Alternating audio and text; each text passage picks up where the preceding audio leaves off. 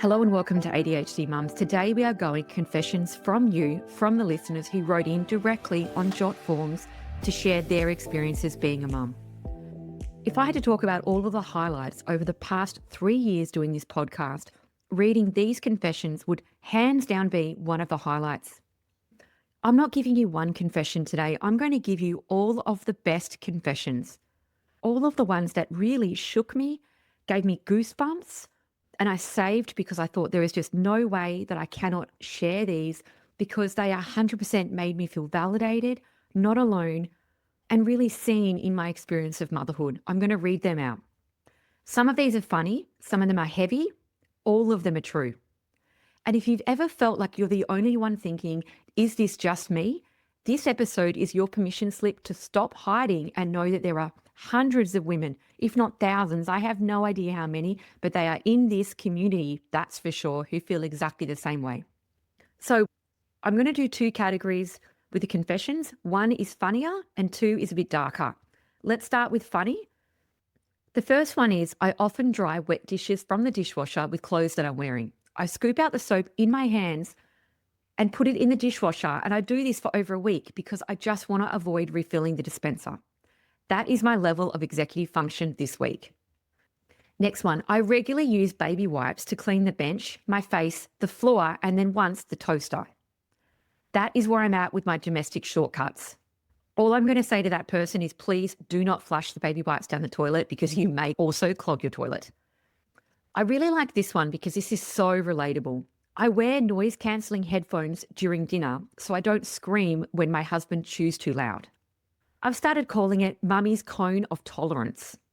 I actually love that one. I think if we surveyed how many people wear noise-cancelling headphones, their kids, them, and how nobody speaks during dinner, I think we would find a lot of people. Okay, let's move on to some of the heavier ones. Every day feels hard. Everyone seems to be holding it together or faking it better than me. I love my kids, but I don't enjoy parenting. I wish I knew how to let it all go. Or this one, I diagnose ADHD for a living and I was the last person to realise that I have it. My clients assumed that I knew and I actually didn't even know. I felt like an idiot. Next one, I'm really loving recovering from major surgery. While I lie in bed, the household explodes around me. They've run out of toilet paper, soap, and they've even gone through all the backups that I had. Now they are seeing how much I hold, I'm actually really enjoying it. Next one, I drove to the chemist in a rage and I was blasting my angry playlist just to cope. I'm so done pretending I'm okay. My nervous system is cooked. I'm over it and I'm sick of pretending to be okay. Next one, I scream at my baby all the time. I checked myself into the mother-baby unit and I told them that I suspected I had ADHD. The nurse told me to stop labeling myself and to stop watching TikTok. I discharged myself and went private, and now I'm medicated and calm and listening to the podcast. Next one. Every day I wake up yelling. I'm so overstimulated. I swear my nervous system has taken over. I love my kids so much, but I just hate being a mum right now. It's so hard and I'm so over it. Or this one. I'm regularly yelling at my 3-year-old. I fantasize about getting in the car and just driving away. I'm a health professional and I feel like I should know better, but parenting has tipped me over the edge. Or this one, I yell at my 2-year-old far too often. He refuses to do anything and screams, me do it, and then just stands there. I count down, I take deep breaths, nothing.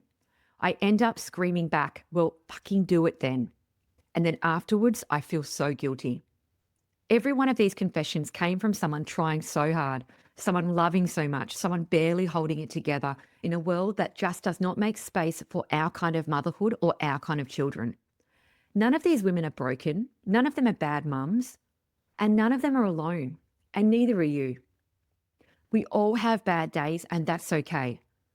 I love Dr. Gabor, and he says that parenting doesn't create the dysfunction, but it exposes where we've been unsupported.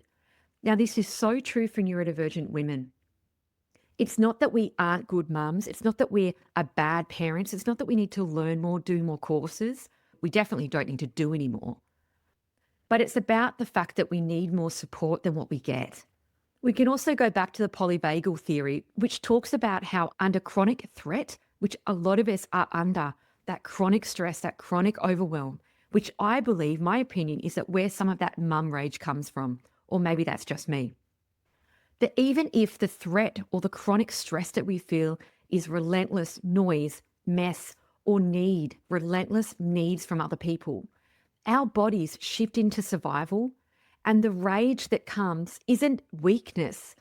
Or if you're someone who disassociates, that isn't failure, but they can be our body or a nervous system protecting us. We also need to have a look at Dr. Russell Barkley.